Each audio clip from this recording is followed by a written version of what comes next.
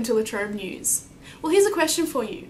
Have you ever been around somebody who smokes? Or perhaps you know somebody who smokes? Or do you smoke yourself? Chances are you've answered yes to at least one of these questions.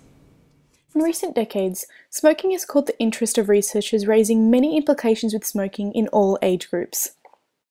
According to the Cancer Institute of New South Wales in 2009, smoking is known to increase your risk of developing heart disease, gangrene, lung cancer, reduced lung function, throat cancer, mouth cancer, along with many other long-term implications, consequently leading to premature death. Yes, it is a very serious topic, and that is why I have with me today Dr. Esther Mavuso to discuss the social determinants of smoking. Research indicates that most smokers had their first cigarette during their adolescent years and more often continue to smoke as adults. This is a time, Jess, when one is establishing their identity and desires to associate themselves in a particular peer group. This is also a time when we're influenced by many factors in our surrounding environment and we tend to conform to social norms.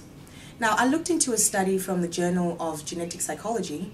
This longitudinal study focused on smoking behaviors of friends being a risk factor for adolescents to uptake smoking. It was found that teenagers aged 13 to 18 predominantly took up smoking because they wanted to fit in with their desired peer group at school. Our camera crews went around high schools to find out why adolescents start smoking. Here I have Amy. Amy, fill us in. What made you start smoking? Well, I mean, all of my friends were doing it, and we sort of got into it around year 9, and both of my parents do it quite a bit at home, so I guess I just sort of felt a bit left out. From the ages of 18 to 25, young adults will use their smoking habits to find social groups of similar behaviors, particularly when forming new networks at university. Although peer pressure might seem to be the number one factor to sway non-smokers to pick up the habit of smoking, another influence that may be overlooked is that of parents or family members who smoke within a household. The study was conducted in Victoria by Zebo, White and Heyman in 2006. It was hypothesized that parents can limit the likelihood of their teens taking up smoking by restricting smoking at home. Now, the results from this study confirm the hypotheses when neither parents smoked in the house, regardless of peer pressure from friends. Whereas when one or both parents smoked, home smoking bans didn't have much of an effect on teenagers taking up smoking.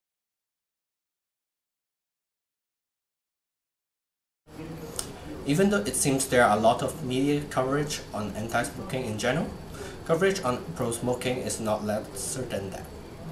When the Australian government introduced the graphic cigarette package warnings, there were media which reinforced the policy by quoting the warnings as a measure which can be effectively applied to other behavioral issues.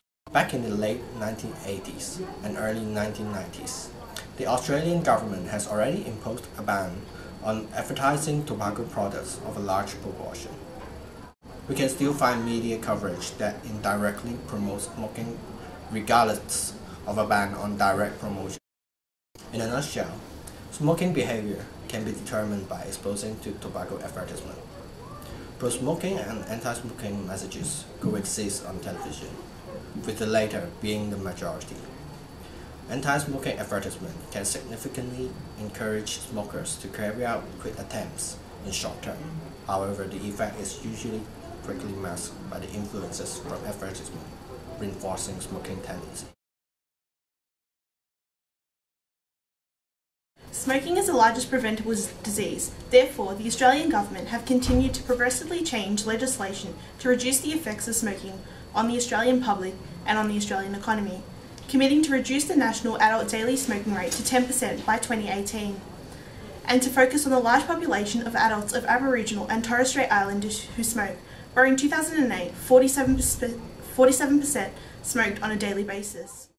30 to 35 years ago, smoking was virtually allowed everywhere, with the first slight change being enforced in WA legislation, where smoking around public places was legally prohibited.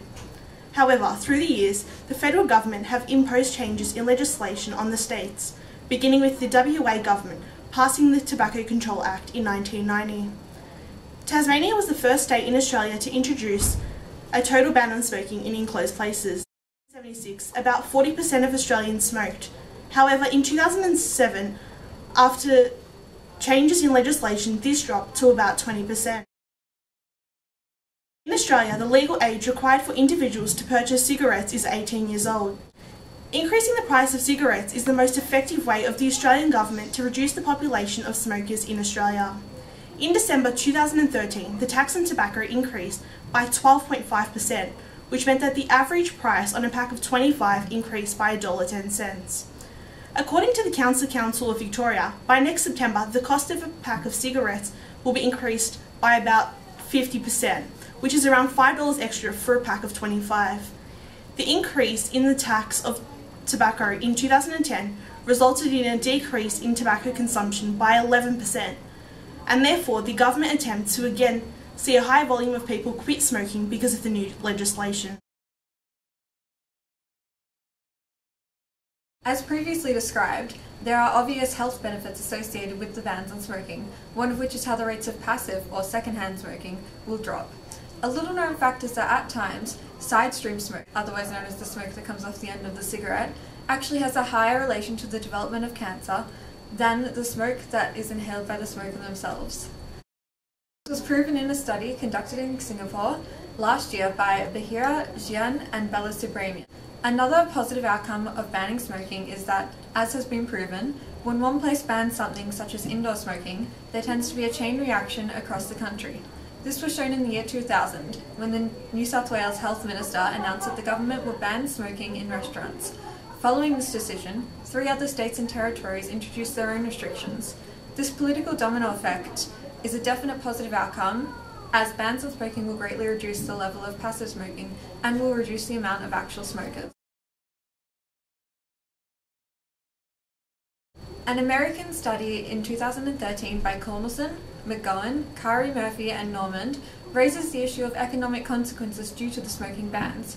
However, despite a possible initial impact, this theory has been discredited in Australia in recent years during a study in Tasmania by Lal and Siapush, where they measured the monthly bar turnover from January 2002 to March 2007 to find the impact of the smoke-free law of January 2006.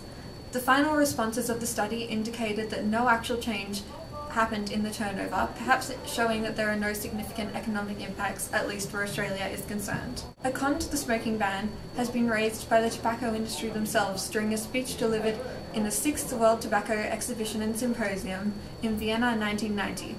In this speech, the threatened tobacco industry had taken to calling Australia's new legislations as part of a draconian scheme, claiming their laws to be aggressive in nature. This raises the issue that the government is trying to make decisions without the consultation of the people first, and what the tobacco industry is implying here is that the government was attempting to undermine the general population.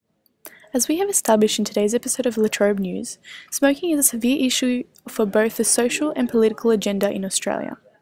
As covered in one of our first segments, the social factor of peer pressure is highly related to the issue of smoking, especially in teens.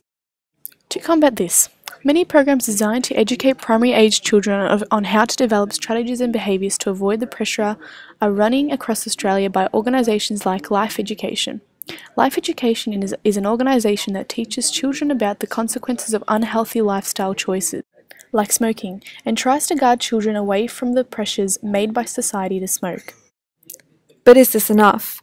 Addressing the political spectrum, many question the heavy legislations the Australian government has imposed on smoking. The government has the interests of the health of the general public at heart, but is it fair that they have the power to enforce these laws? Additionally, is enough being done to prevent the encouragement and glorification of smoking in all media forms?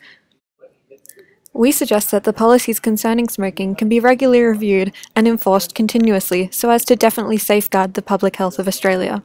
Join our online poll and tell us what you think.